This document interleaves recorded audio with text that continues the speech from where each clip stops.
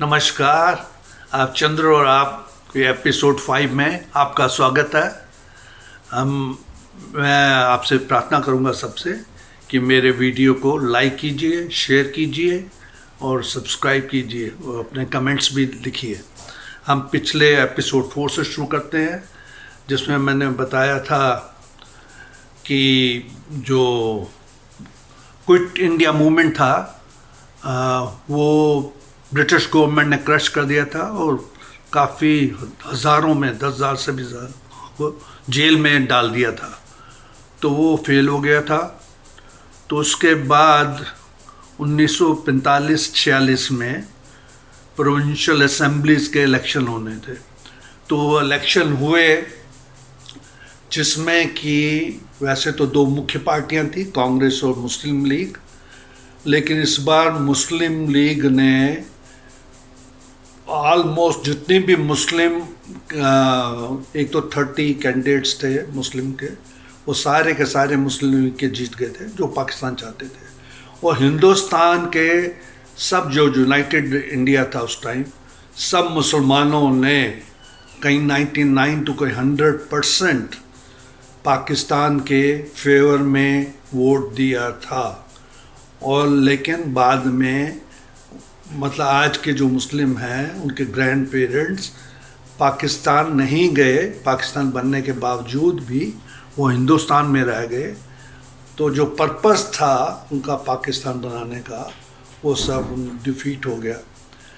अब हम चलते हैं कि उसके बाद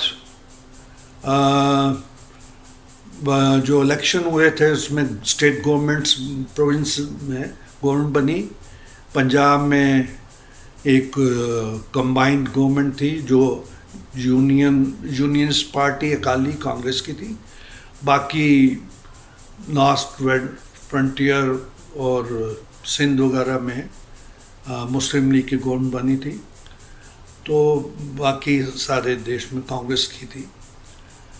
तो उसका असर ये हुआ कि जिन्ना को काफ़ी ताकत मिल गई थी और जिन्ना ने अपना एक डायरेक्ट एक्शन डे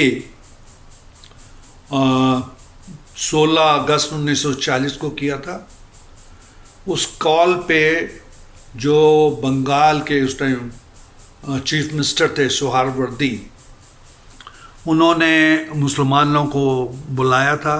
एक कलकत्ता मैदान में 30 लाख की रैली थी और वो वहाँ से दंगे फसाद शुरू हो गए थे कलकत्ता में, जिसमें हज़ारों लोग हिंदू मारे गए थे, कन्वर्ट हुए थे, उनकी वुमेन को एब्डक्ट करके रेप किया गया था और पता नहीं कितने 1 लाख से ज़्यादा लोग उसमें बेघर हो गए थे। यही जो चीफ मिनिस्टर सोहरावर्दी हैं बाद में पाकिस्तान बनने के बाद उसके प्राइम मिनिस्टर भी बने थे 1956-57 में। अब हम चलते हैं कि सिर्फ कलकत्ता में ही नहीं राइट्स हुए। 10 अक्टूबर से के बाद से कुछ महीने तक नोआखली, जो कि चिटगांव प्रोविंस का एक डिस्ट्रिक्ट है, तो लियाकत अली खान जो बाद में पाकिस्तान के प्राइम मिनिस्टर बने थे, उन्होंने मुसलमानों को कॉल दी थी। मुसलमान कम्युनिटी को भड़काने पर, हिंदुओं की प्रॉपर्टी पर खूब उनको आग लगाई गई, लूटा गया और उस पर वही सेमी ऑर्गेनाइज्ड जो कम्युनिटी थी उन्होंने उसको मैसेकर, मैनस्लॉटर और रेप, एबडक्शन और कन्वर्शन, वही सब बातें रिपीट हुई और इसमें 5,000 से ज़्यादा लोग मारे गए। मारने वाले मुस्लिम गार्ड्स, एक्स सर्विसमैन और प्राइवेट मिलिशिया था। ये रामगंज, रायपुर वगैरह, लक्ष्मी, वो काफ़ी जगह पर ये दंगे फसाद फैल गए थे और बहुत टाइम तक ये चलता रहा, लूट मार चलती रही। और बाद में कोई पुलिस वगैरह या कोई ब्रिटिश का कोई डेलीगेशन भी नहीं आया। उन्होंने कैंप बना लिए थे मुस्लिम ने, जिसमें हिंदुओं को कैंप में एक बंदी बना लिया गया था, और अगर उनको बाहर जाना होता था आउट ऑफ द अपने गांव से या इधर उधर, तो उनको परमिट लेना पड़ता था, और साथ में जजिया टैक्स भी लगा दिया था जो इस्लामिक स्टेट में डिमीज को देना पड़ता है। उस टाइप का उन्होंने मतलब कि ऐसा टैक्स लगा दिया, और उनको अपने घर में भी नहीं रहने देते थे। फिर जब कभी ब्रिटिश कोई डेलीगेशन आता था गवर्नमेंट की तरफ से, तो फिर उनको अपने घर भेज देते थे, और उनको ये भी वार्न किया हुआ था कि ये नहीं कहना कि हम अपने आप कन्वर्ट हुए, हमें ज़बरदस्ती नहीं कन्वर्ट किया गया। इस बात का था। उस टाइम बंगाल के जो बंगाल लेजिस्लेटिव असेंबली के एक ही मात्र हिंदू सदस्य थे, हरण चंद्र घोष चौधरी। उन्होंने इसको ऑर्गेनाइज्ड फ्यूरी बताया था। और श्यामा प्रसाद मुखर्जी जो कलकत्ता यूनिवर्सिटी के फॉर्मर वाइस चांसलर थे, वो फाइनेंस मिनिस्टर भी बंगाल के रह चुके थे, इसकी घोर निंदा की, लेकिन इसके आगे वो भी कुछ नहीं कर पाए। और गांधी जी ने 4 महीने नोआखाली में कैंप किया, और उसको काफ़ी शांति बनाने की कोशिश की, मगर वह भी फेल हो गए। वो हिंदुओं में विश्वास नहीं जगा सके। आखिरकार गांधी को भी और कांग्रेस लीडरशिप को भी पार्टीशन के लिए एग्री हो गए। जब देश आज़ाद हुआ था 15 अगस्त 1947 को, तब भी गांधी जी नोआखली में ही थे, जबकि नेहरू अपने ट्राइस्ट विद द डेस्टिनी की स्पीच दे रहे थे। अब हम चलते हैं कैबिनेट मिशन की तरफ, जो कि कैबिनेट मिशन अंग्रेज़ 3 मेंबर कैबिनेट मिशन था, जिसके हेड लॉर्ड लॉरेंस थे, सेक्रेटरी ऑफ स्टेट थे इंडिया के, वो सर स्टैफोर्ड क्रिप्स थे, और A.V. अलेक्जेंडर थे। ये 3 टायर एडमिनिस्ट्रेशन का प्रपोजल लेके आए थे, और ये federal structure at the top चाहते थे, और जो एटॉनमी स्टेट को दी जाएगी, और साथ में चाहते थे कि जो फॉरेन अफेयर्स है, डिफेंस है, कम्युनिकेशन है, या इस तरह करेंसी वगैरह है, ये सेंटर के पास रहे। बाकी जैसे नॉर्थ वेस्ट फ्रंटियर या और ईस्ट पाकिस्तान वगैरह, वो ए, और फिर बी में बहुत सारी वो जैसे उस टाइम बिहार है, उड़ीसा है, या CP central province Madhya Pradesh, और यूनाइटेड प्रोविंस में यूपी, और ऐसे बहुत सारी स्टेट्स हैं जो बी ग्रुप ऑफ प्रोविंशियल, वो बी मिडल में रहेंगी, और इंडिविजुअल जो प्रिंसली स्टेट थी वो सी में रहेंगी। इस पे काफ़ी डिस्कशन हुआ, लेकिन जिन्ना जो थे इस बात पे अड़ गए कि हम तो, उन्होंने अपनी एक, उनकी तबीयत भी ख़राब थी, और उनकी तरफ से कोई और लीडर नहीं था जो बोलने वाला, और कांग्रेस के तो काफ़ी सारे लीडर थे, लेकिन फिर भी जिन्ना ने अल्टीमेटली मनवाया उनसे कि हम सेपरेट पाकिस्तान के अलावा हमें कुछ नहीं चाहिए, हमें north west India, eastern India जो है वो हमें मिलना चाहिए, और हमारा सॉवरेन इंडिपेंडेंट कंट्री बनेगा, और इसके कॉन्स्टिट्यूशन भी हिंदुस्तान का, पाकिस्तान का सेपरेट कॉन्स्टिट्यूशन बने, सेपरेट बॉडीज़ बने जो, और इसमें यूनाइटेड इंडिया की कोई बात नहीं की जाए, और कोई इंटरम अरेंजमेंट भी उनको एक्सेप्ट नहीं होगा। ये जिन्ना ने और उनके जो 500 के करीब जो भी रिप्रेजेंटेटिव थे प्रोविंशियल असेंबली के, उन्होंने इसको क्लियर कर दिया था कि वो नहीं चाहते, पाकिस्तान के अलावा उन्हें कुछ भी और बिल्कुल नहीं था। गांधी जी ने इसको जिन्ना की डिमांड को, पाकिस्तानी डिमांड को सिन कहा था, पाप कहा था, लेकिन उसकी कोई परवाह नहीं थी उनके। अब हम चलते हैं कि 20 अप्रैल 1946 को, जब पिछले 6 साल से कांग्रेस के प्रेसिडेंट मौलाना अबुल कलाम आज़ाद थे, अब क्योंकि सबको ये क्लियर हो गया था कि अब तो इसके बाद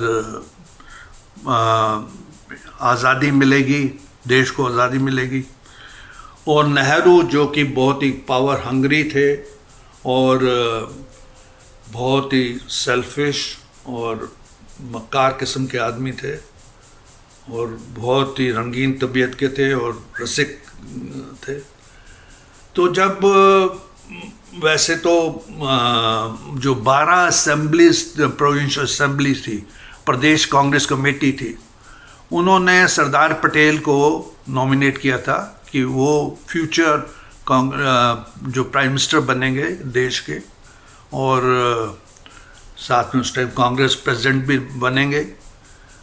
तो लेकिन नेहरू ने धमकी दे दी थी गांधी जी को कि अगर ऐसा कुछ हुआ तो मैं कांग्रेस को तोड़ दूंगा, छोड़ दूंगा और एक सेपरेट पार्टी बना लूँगा, और जो ब्रिटिश गवर्नमेंट जो आज़ादी की बात कर रही है वो भी आपकी टल जाएगी और कुछ उसमें डिले होगी।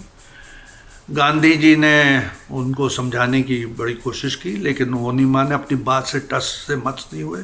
उनका नहीं, मुझे तो वो चाहिए।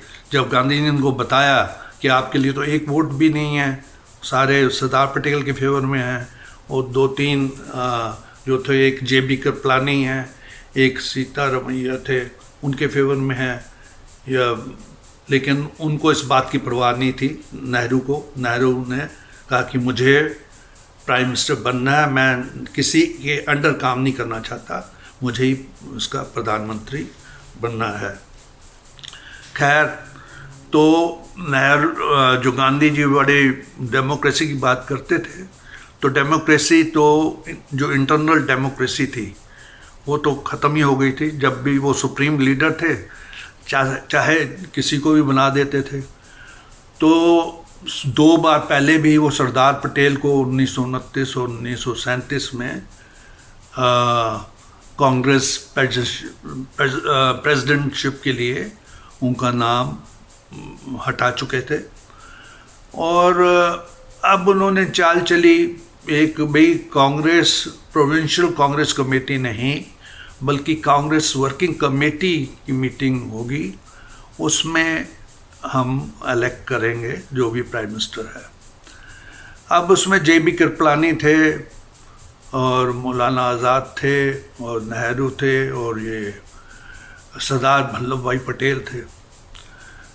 सरदार वल्लभ भाई पटेल को 12 वोट मिली हुई थी प्रोविंशियल असेंबली की, लेकिन क्योंकि गांधी ने चाल चली तो JB कृपलानी जी ने उनके कहने पर कह दिया कि जी मैं अपना वोट गांधी जी को दे रहा हूँ, सरेंडर कर रहा हूँ, और एक वो सीतारमैया का वो वोट भी हम गांधी जी को सरेंडर कर रहे हैं।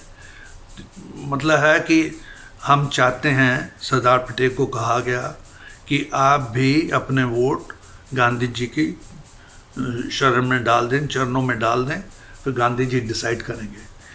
ये सब जानते थे कि जो सरदार पटेल थे वो गांधी जी की बहुत ज़्यादा इज्जत करते थे, और गांधी जी ने खुद बताया कि एक बार जब जेल में थे सरदार पटेल और महात्मा गांधी, तो गांधी जी बीमार पड़ गए थे, तो सरदार पटेल ने उनकी इतनी सेवा की, और तब गांधी ने कहा था आपने मेरी माँ भी मेरी इतनी सेवा नहीं करती जितनी सेवा आपने की।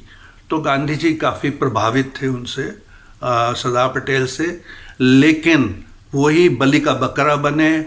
उन्होंने सारे वोट जो थे 15 के 15 नेहरू की झोली में डाल दिए, और नेहरू को उस टाइम प्रेसिडेंट और जो फ्यूचर प्राइम मिनिस्टर बना दिया।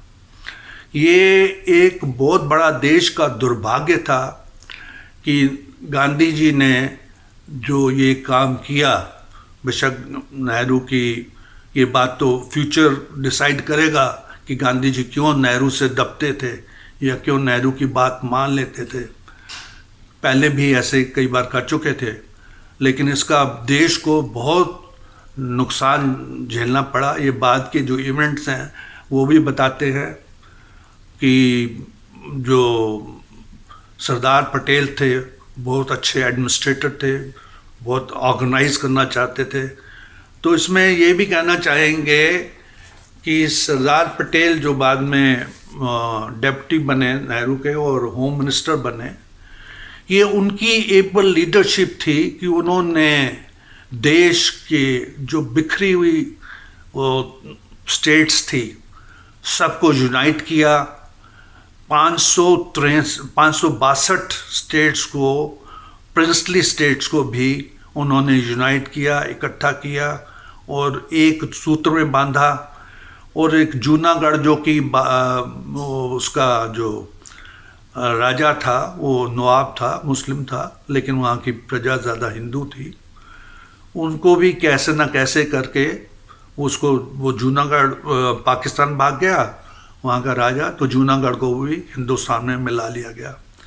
ऐसे ही निज़ाम जो थे हैदराबाद के, वो भी पाकिस्तान से मिलना चाहते थे या सेपरेट रहना चाहते थे।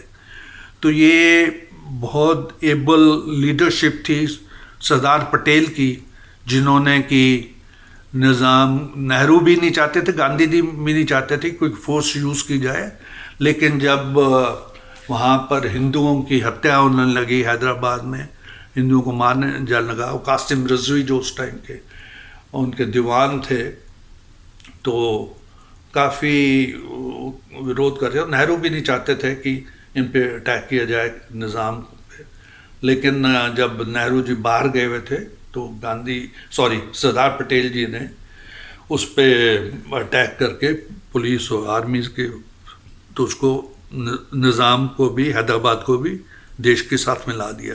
एक कश्मीर का था जो कि कश्मीर बिल्कुल अलग था हिंदुस्तान से, और वो नेहरू ने कहा कि मैं ही इसका करूँगा, ये फॉरेन स्टेट है। वहाँ के महाराजा हरि सिंह थे और ये शेख अब्दुल्ला वहाँ पर पहले भी रिवॉल्ट कर चुके थे कश्मीर में, तो उनको अरेस्ट कर लिया गया था। जब एक बार नेहरू जी उनको छुड़ाने के कश्मीर में गए थे महाराजा हरि सिंह ने, तो महाराजा हरि सिंह ने कहा था भाई तुम फ्यूचर के प्राइम मिनिस्टर हो गए इंडिया के, लेकिन यहाँ पर हुकूमत मेरी चलती है, तो मैं नहीं चाहता कि तुम इंटरफेयर करो मेरे मामले में और चले जाओ। तो नेहरू को इस बात का बहुत गुस्सा था। तो खैर उसकी बाद में बात करेंगे कश्मीर की। तो इस तरह से नेहरू इंटरिम प्राइम मिनिस्टर बन गए, लेकिन वो क्योंकि ट्रस्टवर्दी या जो भी एहसान फरामोश भी थे, जो JB कृपलानी जिन्होंने उनको बनाया एक से प्राइम मिनिस्टर का कैंडिडेट, और सरदार पटेल जिन्होंने अपनी सारी वोट दी, समय आने पर उनको भी, सरदार पटेल को भी धोखा दिया इन्होंने, और JB कृपलानी को भी, जो कि जनरल सेक्रेटरी महात्मा गांधी उनको बनाना चाहते थे JB कृपलानी को, लेकिन इन्होंने अपना कैंडिडेट मृदुला साराभाई नेहरू ने कर दिया और उनको JB कृपलानी जनरल सेक्रेटरी ने बना दिया। खैर देश में दंगे शुरू हो चुके थे। जब कलकत्ता में, नोआखली में हुआ, तो बाकी भी देश के डिफरेंट पार्ट्स में दंगे ऑलरेडी शुरू हो चुके थे और कैबिनेट मिशन वापस चला गया था और अब आगे की तैयारी हो रही थी। पूरे बिहार, उड़ीसा और इधर UP वगैरह में दंगे हो रहे थे। पंजाब में पहले तो मलिक टिवाना, जो उस टाइम खर्जर टिवाना थे चीफ मिनिस्टर, उनमें भी फूट पड़ गई थी और उनकी गवर्नमेंट भी गिर गई। तो यहाँ से ही वो गांधी जी, जिन्होंने देश को कई मौक़ों पे वादा किया था कि मेरी लाश पे देश का विभाजन होगा, लेकिन जब देश का विभाजन हुआ तो गांधी जी तो जिंदा थे और 21 लाख हिंदू और सिखों की लाशों पे देश का बंटवारा हुआ। लाशें कट कट के आ रही थी, वहाँ से ट्रेनें भर के आ रही थी हिंदुओं की लाशों से, और पूरे जो नॉर्थ वेस्ट फ्रंटियर प्रोविंस है वहाँ पर भी दंगे हुए, पंजाब में भी दंगे हुए, पूरे देश में दंगे चलते रहे। तो आज बस यहीं तक है।